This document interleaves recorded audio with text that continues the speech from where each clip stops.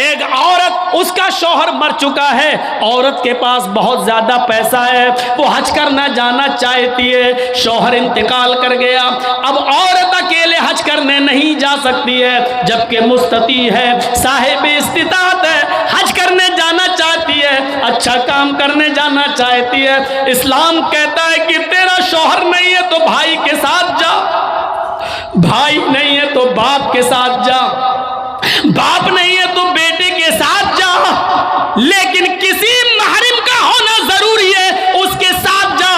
चीख कर औरत कहती है कोई नहीं है, मेरे पास दौलत है। अल्लाह के नबी कहते हैं फिर दौलत संभाल कर अपने पास रख। अगर तेरा भाई नहीं है, बेटा नहीं है, शौहर नहीं है, बाप नहीं है, कोई महरिम नहीं है, तो तू अकेले हज करने नहीं जा सकती है। नहीं, अय अल्लाह के नबी, मेरा पड़ोस में बड़ा अच्छा नेक हाजी नमाजी नेक आदमी रहता है, मैं इसको भाई बना लेती हूँ, चली जाऊं। फरमाया नहीं नहीं, मुंह भोले भाई को भाई बनाकर उसके साथ तुम हज करने नहीं जा सकती हो, इसलिए कि अपने मुंह से किसी को भाई बोलने से वो तुम्हारा सगा भाई नहीं हो जाएगा, अपने मुंह से किसी को बेटा बोल देने से वो बेटा नहीं हो जाएगा।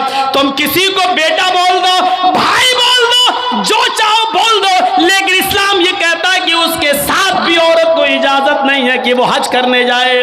अगर कोई नहीं है तो मत जाओ, लेकिन इस्लाम इस बात की इजाजत नहीं देता है कि तुम अकेले जाओ या किसी को बहन, किसी को भाई या बेटा बना कर जाओ, इस बात की इजाजत नहीं देता। इस्लाम एक इबादत में, हज जैसी इबादत में भी औरत को किसी गैर मर्द को मुंह बोले भाई और मुंह बोले बेटे के साथ भी जाने की इजाजत नहीं देता। तो मेरे भाइयों, जब खाने काबा में जाने की इजाजत नहीं देता है, सफा मरवा की सई की इजाजत नहीं देता है, इतनी खूबसूरत इबादत की इजाजत नहीं देता है, तो बाजारों में अकेले घूमकर शॉपिंग करने की इजाजत कैसे देगा? फिर बाजार के अंदर औरत को अकेले जाने की इजाजत कैसे देगा? इतनी खूबसूरत इबादत करने की इजाजत नहीं देता है, इतनी खूबसूरत इबादत करने की इजाजत नहीं देता है, तो मेरे भाइयों फिर औरत को बाजारों में घूमने की इजाजत कैसे देगा? फिर बाजार में घूमने और बाजार में सैर व तफरीह की इजाजत कैसे देगा? हमारी माँ बहनों को इस बात को सोचना चाहिए, गौर करना चाहिए, संजीदगी से इसको लेना चाहिए। एक जमाना था, हजरत फातिमा कह रही हैं, आए अली, मैं इतनी बीमार हूँ, इतनी बीमार हूँ, लगता नहीं कि इस बीमारी में मैं बच पाऊंगी। आए अली, अगर मुझे कुछ हो जाए, अगर मेरा इंतकाल हो जाए, आए अली, तो मुझे दिन के उजाले में दफनाने मत ले जाना, रात की तारीकी में ईशा की नमाज के बाद मुझे कब्रिस्तान में दफन करना। हजरत अली ने कहा, अय फातिमा, ऐसा क्यों कह रही हो? अगर तुम्हारा इंतकाल सुबह फजर के बाद हो तो क्या ईशा तक हम तुम्हारे जनाजे को रखेंगे, मिट्टी को रखेंगे? तुम्हारे बाप का, तुम्हारे अब्बू का फरमान है कि मैयत को जल्दी कब्रिस्तान ले जाओ, फिर मैं लेट कैसे करूं? फरमाती हैं, आए अली, आए मेरे प्यारे शौहर, मुझे रात में ही ले जाना, मेरी बात को गिरा बांधो, मेरी बात को मजबूती से पकड़ लो, मेरी वसीयत को याद रखना, चाहे मेरा इंतकाल कभी भी हो, लेकिन मुझे ईशा के बाद दफनाना, मुझे दिन के उजाले में कब्रिस्तान न ले जाना। आए अली, मैं नहीं चाहती हूँ कि मेरे मुर्दा जिस्म पर पड़े हुए कफन पर भी किसी गैर मर्द की नजर पड़े, मैं अपने कफन पर भी किसी गैर मर्द की नजर नहीं पड़ने देना चाहती हूँ। आए अली, मुझे रात में ले जाना, दिन के उजाले में नहीं। मैं नहीं चाहती कि मेरे कफन पर भी किसी गैर मर्द की नजर पड़े।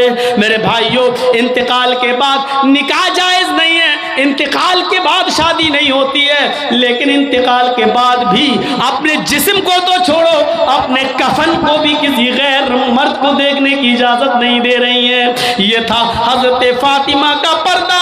इस पर्दे की रोशनी में मेरी बहनों, अपने गरीबानों में झांक कर देखो, अपने गरीबानों के बटन खोलो और तलाश करो, हम कहाँ खड़े हैं, हमारा पर्दा क्या है, हमारी इज्जत व आबरू क्या है। आज हम हमारे चेहरों का हरकत व नाकस देख रहा है। कल तक हमारे इन खूबसूरत गालों को कभी आसमान की निगाहों ने भी नहीं देखा था, चांद और सितारों ने भी नहीं देखा था, और आज जो चाहता है देख लेता है। हर कस और नाकस जिसको चाहो आज वो बड़ी आसानी से हमारी बहनों बेटियों का दीदार कर रहा है।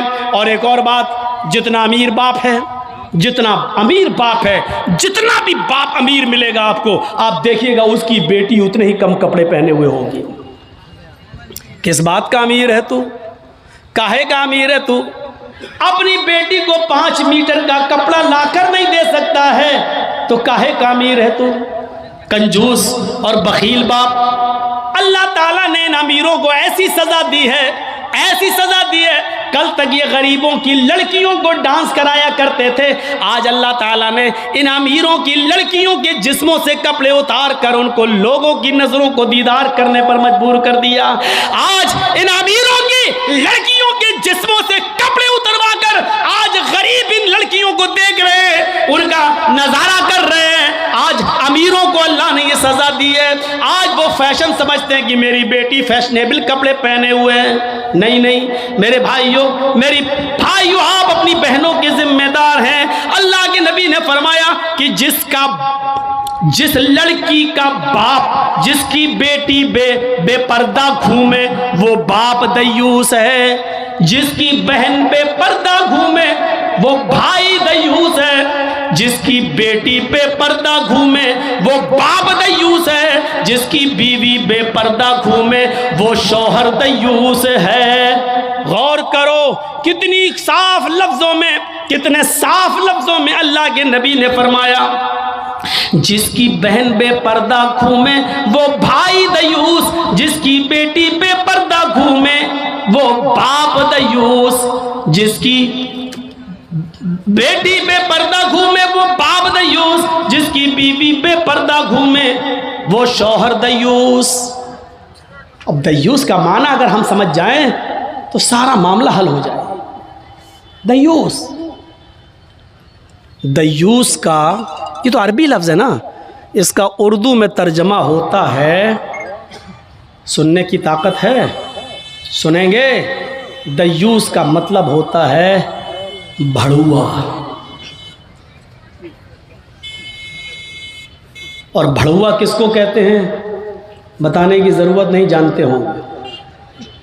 भड़ुआ कहते हैं उसको जिसने अपनी बहन, बेटी या बीवी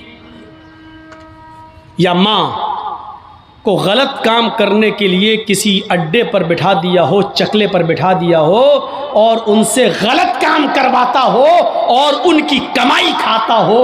अरबी ज़बान में इसको दयूस कहते हैं, उर्दू में इसको भड़ुआ कहते हैं।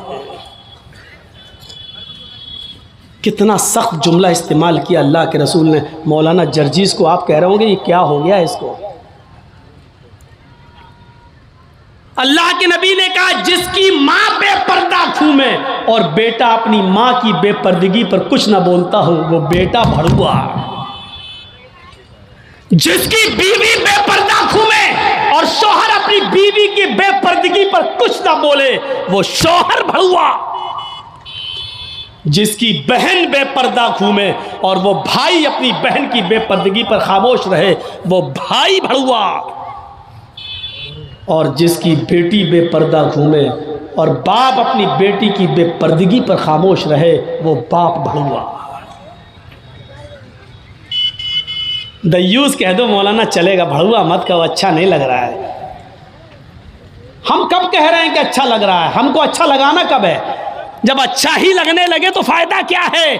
इंजेक्शन ऐसे लगाओ दर्द ना हो। बासा ऐसा हो सकता है कि इंजेक्शन लगे और दर्द ना हो? इंजेक्शन भी लगवाना चाहते हो और दर्द भी नहीं चाहते हो, तब तो होम्योपैथिक दवा ले लो, मीठी गोलियां खा लो जो मरने के बाद फायदा करती है।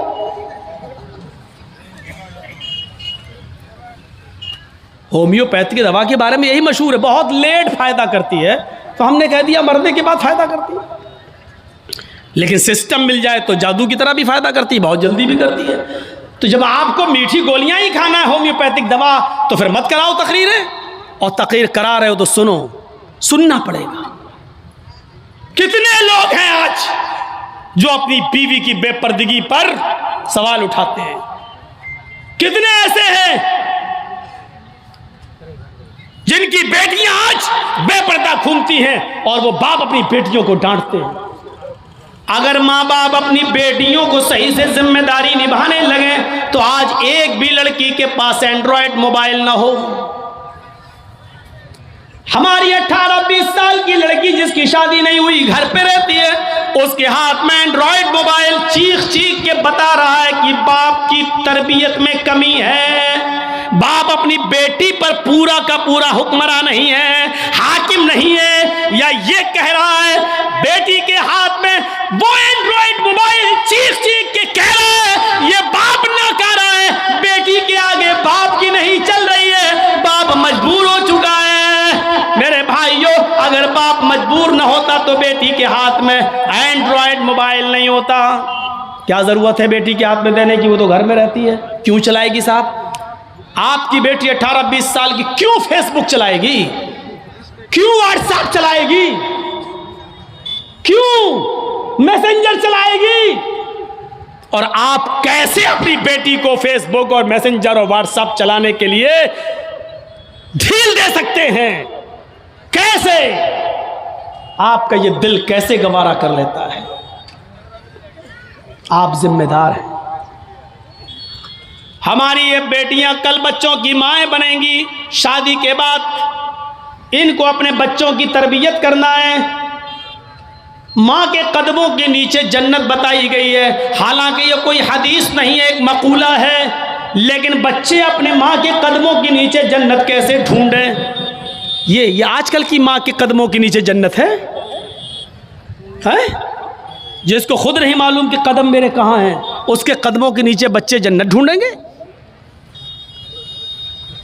हमें सोचना है, हमें अपनी बेटियों की तरबियत करना है। इमाम अहमद इब्न हंबल अपनी मुस्नद के अंदर एक वाकया नकल करते हैं कि एक सहाबिया थी, उनके घर में एक बच्चा पैदा हुआ। एक सहाबिया थी, उनके घर में एक बच्चा पैदा हुआ।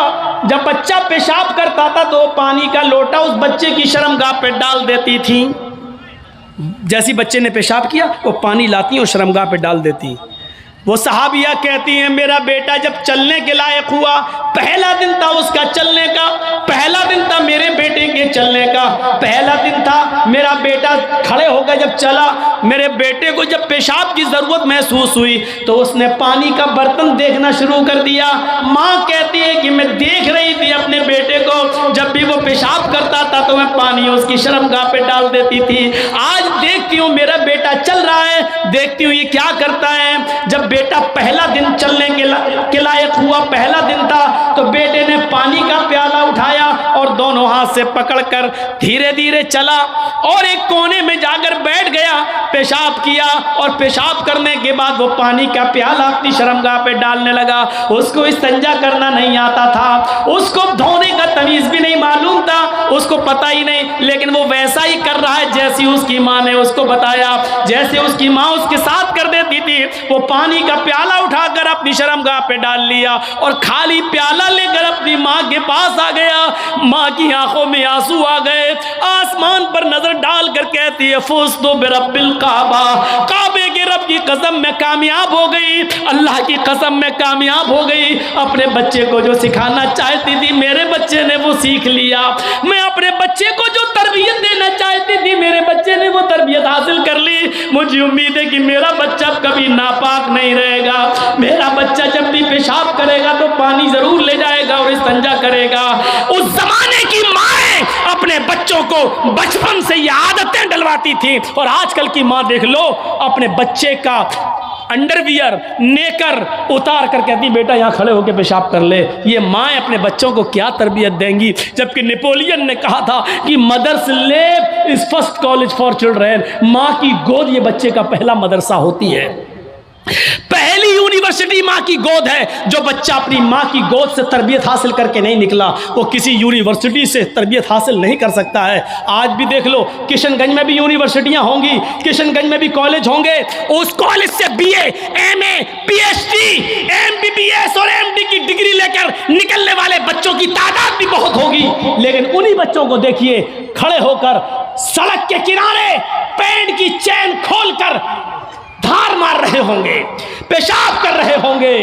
ये इन यूनिवर्सिटियों के फारिगीन स्टूडेंट हैं जो फारिग होकर निकले, जिनको एमडी करने के बाद, एमबीबीएस करने के बाद भी पेशाब करने की अकल नहीं आई है। इनसे तो बेहतर वो कुत्ता है जो कम से कम पेशाब करता है तो एक टांग तो उठा लेता है ताकि उसके ऊपर छींटे ना आए।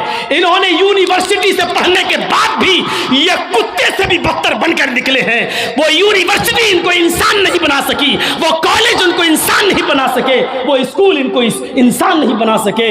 एमडी पीएचडी करने के बाद भी आज कुत्तों से बुरी तरह पेशाब करते हुए नजर आएंगे। कह लेने दीजिए मुझे कुत्ता, गधा, जो कुछ भी बोलता हूं मैं सब। आज मुझे इजाज़त दीजिए मेरे भाइयों, कहो कि जानवरों की इजाज़त मत बोलो, हम लोग इंसान हैं। कुरान ने भी जानवरों की मिसालें दी हैं। उलाइका कल अनाम बल हुम अज़ल, ये चौपायों की तरह हैं बल्कि उनसे भी ज़्यादा गए गुजरे। कुरान ने कहा है ये चौपायों की तरह है बल्कि उनसे भी ज़्यादा गए गुजरे, उनसे भी ज़्यादा गए गुजरे। जब कुरान ने मिसाल दी है तो हम क्यों नहीं मिसाल दे सकते हैं? अपने बारे में सोचो, सोचो। हैं?